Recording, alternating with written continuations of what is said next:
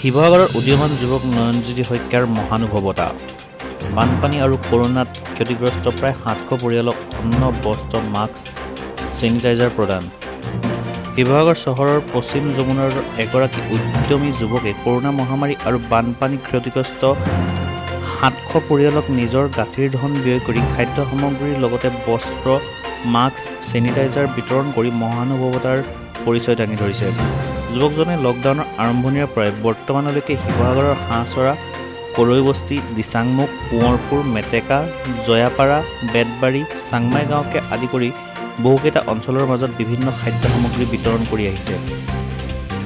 নয়নজ্যোতি শইকীয়াৰ এই মহানুভৱতা একেমুখে সকলোৱে শলাগ লোৱা পৰিলক্ষিত হৈছে। শিৱসাগৰৰ পৰা চাহিল হাজৰিকাৰ সহযোগত মিনহাজুদ্দিন আহমেদৰ ৰিপৰ্ট।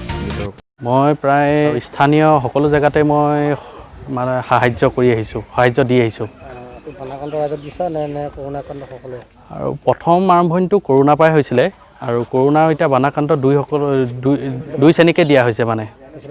হয়, সম্পূৰ্ণ মোৰ নিজৰ ব্যক্তিগত প্ৰচেষ্টাত মই কৰি আছোঁ।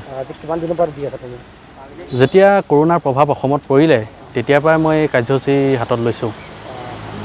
আৰু বৰ্তমান তুমি কিমানটা পৰিয়ালক নি চাব দিছা? বৰ্তমান প্ৰায় 700 ওচৰা-ওচৰি পৰিয়ালক মই দিছোঁ, যাতে পেটত গামোচা মাৰিব লগা নহয়। সেইকাৰণে তেওঁলোকক খাদ্য দিছোঁ আৰু চাফ চিকুণতাই থাকিবলৈ বস্ত্ৰ প্ৰদান কৰিছোঁ আৰু ছেনিটাইজাৰ আৰু মাস্ক তেখেতসকলক মই প্ৰদান কৰিছোঁ।